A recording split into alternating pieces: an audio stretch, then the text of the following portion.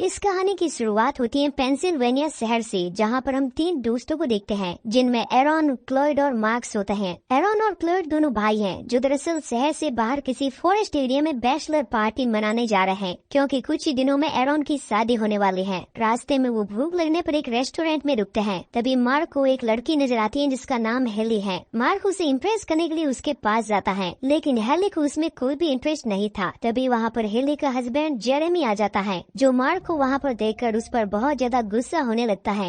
Restaurant का मालिक उन तीनों को वहाँ से भगा देता है। इधर जंगलों में हमें कपल को देखते हैं जो कि अपनी गाड़ी में मेकआउट कर रहे थे। तभी उन्हें गाड़ी के बाहर से कुछ आवाज आती है और जब वो वहाँ पे जाते हैं तो देखते हैं कि वहाँ पे किसी इंसान का कटा हुआ दिल है। ये देख के वो हैरान हो जाते हैं और सोचते हैं कि आखिर ये किसने फेंका होगा। वो लड़का अपनी गर्लफ्रेंड से कहता है कि उन्हें यहाँ से तुरंत निकलना चाहिए और जब वो वहाँ से निकल रहे होते हैं तो उस लड़के के पीछे एक बंदा आता है जो कि उसे मार डालता है और उसके बाद वो उस लड़की को किडनैप करके अपने साथ ले जाता है। इधर ये तीनों भूखे प्यासे दोबारा गाड़ी में बैठ के आगे बढ़ने लगते हैं और रास्ते में उन्हें वही कातिल लड़के दिखाई देते हैं जो कि अपनी गाड़ी में उस कपल की बॉडीज को छुपा रहे थे। उन्होंने अपने चेहरे पे मास्क पहने होते हैं और उन्हें देख के लोग काफी डर जाते हैं। क्लाउड अपने दोस्तों से पूछता है कि आखिर वो लोग कौन होंगे, तो मार्टिन उससे कहता है कि उसे लगता है कि शायद ये लोग कल्ट हैं और उन्हें उनसे कुछ लेना देना नहीं है। तभी वो अपने फोन की तरफ देखते हैं जिसमें उनके नेटवर्क्स नहीं आ रहे थे। इधर हेली अपने पति के साथ अपने घर में पहुंचती है, जहां उसका पति उसे डांटता है और उससे कहता है कि वो जानबूझ के उस लड़के से बात कर रही थी।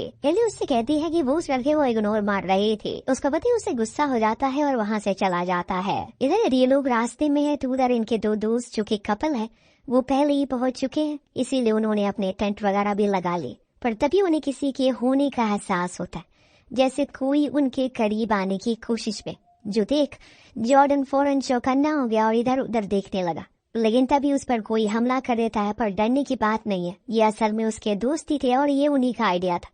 पर केसी इससे बहुत ही ज्यादा डर गई। इधर ये सभी लोग आराम से चिल करे, लेकिन वहाँ जंगल के भीतर एक घर को देखते हैं जो कि बहुत ही ज्यादा पुराना है, जिसके अंदर काफी सारी छोटी गुड़िया है। पर आखिर ये लोग है कौन?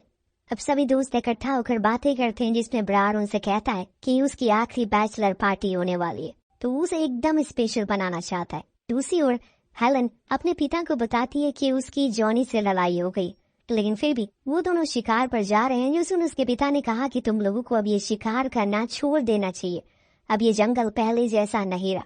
जिस चीज को हम अगले सीन में देख भी पाते हैं, जिस लड़की को शुरुआत में उस मांस मैन ने पकड़ा था उसने उसके बेसमेंट में बांधा हुआ है, लेकिन अब वो उसके पास आता और जिंदा हालत में उसके सर को हथौड़े से कुचल कर मार देता है। अब रात हो जाती है और हमें मार्क और उसके दोस्तों को दिखाया जाता है जो उसी रात जंगल में ही एंजॉय कर रहे होते हैं। अब वो सभी अपने अपने रिलेशनशिप के बारे में बातें करते हैं, लेकिन क्लॉयड अभी भी सिंगल होता है। ये सुनकर सभी लोग क्लॉयड पर हंसते हैं। इसके बाद सभी लोग थक हार कर अपने अपने टेंट में जाकर सो जाते हैं। सुबह होने पर क्लॉयड और मार्क की आंखें जब खुलती हैं तो उनको एक अजीब तरह का बूढ़ा आदमी नजर आता है। क्लॉयड उस आदमी से पूछता है कि आखिर उसे क्या चाहिए, लेकिन वो आदमी बिना कुछ कहे वहाँ से चला जाता है। इसके बाद हम हेली और जेरेमी को देखते हैं जो जंगलों में हंटिंग के लिए पहुँच चुका है। जेरेमी हेली को बताता है कि वो जंगल में अकेले ही जाएगा ताकि वो देख सके कि इस जंगल के अंदर कोई जंगली जानवर तो नहीं है। इसके बाद जेरेमी अकेला ही जंगल के अंदर चला जाता है, जहाँ पर उसे एक अजीब तरह की आवाज सुनाई देती है। पीछे मुड़कर जब वो देखता है तो उसे कोई भी नजर नहीं आता। तभी एक तीर आकर सीधा उसके सीने पर लगता है, जिससे वो बुरी तरह से घायल हो जाता है और वहीं पर गिर जाता है। तभी हम देख पाते हैं कि वो एरो उसी कैनिबल गैंग के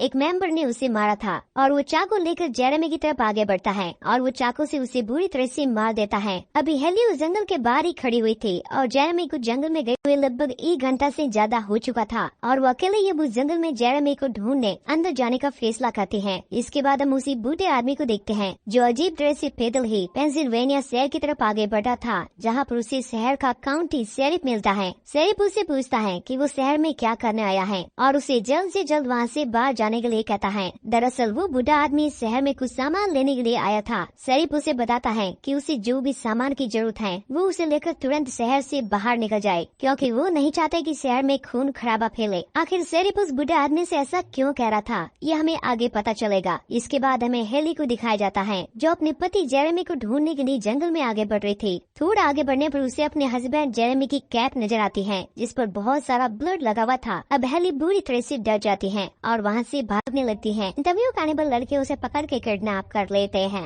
इधर ये पांचों फैसला करते हैं कि वो हिल पे ट्रैकिंग करने के लिए जाएंगे और जब वो आगे जाते हैं तो उनके पैर में काफी दर्द होने लगता है। क्लाउड और मार्कस वहाँ पे बैठ के आराम करने लगते हैं और केसी उनसे कहता है कि वो पहाड़ की ओर जा रहा है स्मोक करने के लिए। एरन उससे कहता है कि वो भी उसके साथ चलेगा तो केसी उसे मना कर देता है और उससे कहता है कि वो अपना ख्याल खुद रख सकता है। जब वो ऊपर जाके स्मोक कर रहा होता है तो कैनिबल बंदा उसके पीछे आ जाता है। जब केसी पीछे मुड़ता है तो वो उसके सर में चाकू घुसा देता है जिससे उसकी मौत हो जाती है और उसके बाद वो उसके सर से निकला हुआ मांस खाने लगता है।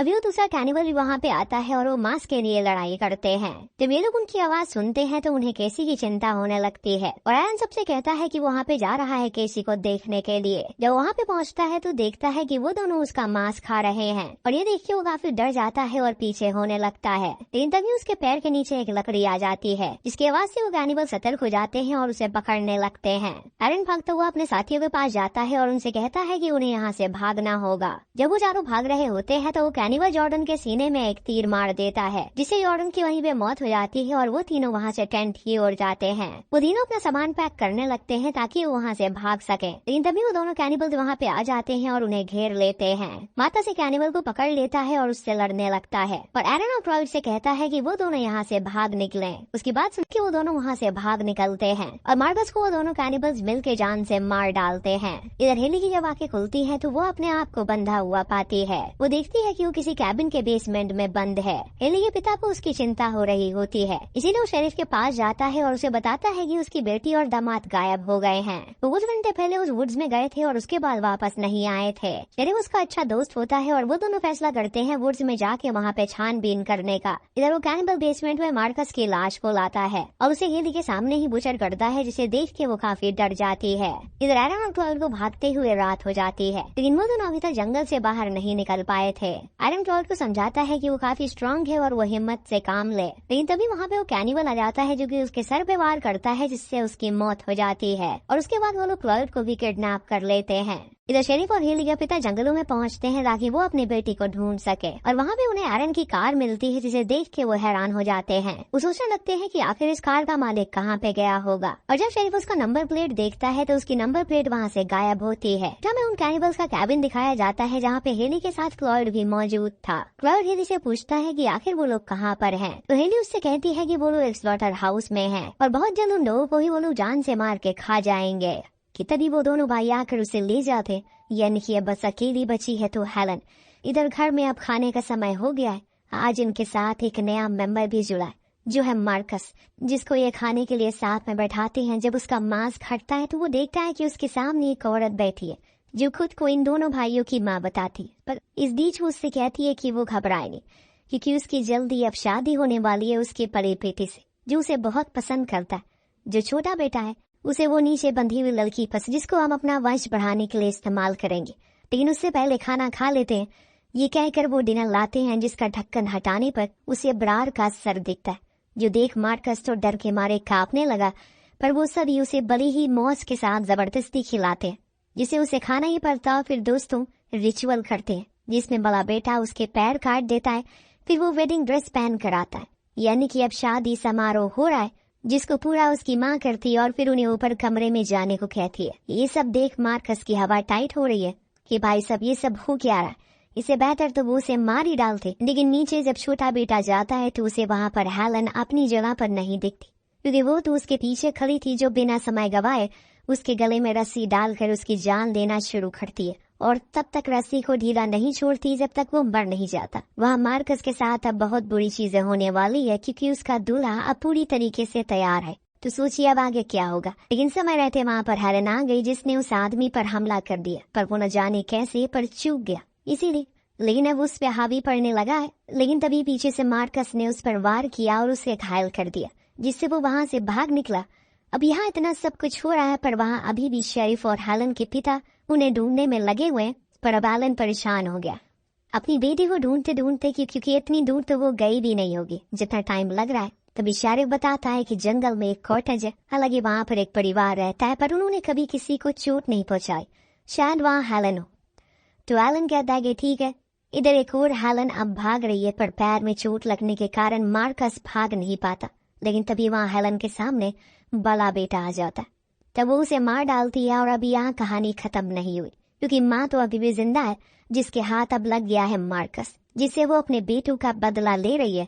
कि तभी हेलन आकर उसके गले के मांस को ही काट लेती, फिर उस पर कई बार वार करके उसे खत्म कर डालती है। यानी कि जैसे उसने औरों के साथ किया वैसे ही हेलन ने उसके साथ किया। अब सब ठीक हो जाने के बाद हेलन घायल मार्कस को लेकर रूट पर आ गई, जहाँ इत्तेफाक से उन्हें वो दोनों मिल जाते, जो फौरन इन्हें अपने कार में बैठाकर शहर की ओर ले गए। पर असल ट्विस्ट तो अब कहानी में आता है। जिस बूढ़े आदमी को हमने उस दिन सुबह देखा था, वो जब अपने घर पहुंचता है तो वहाँ अपनी बीवी बच्चों की लाश को देखकर एकदम बौखला जाता है। जी हाँ, जो आपने सोचा वही है, ये ही इस नरभक्षी परिवार का हेड, जो शायद अपना बदला लेगा, जो कितना भयानक होगा किसी को पता नहीं है।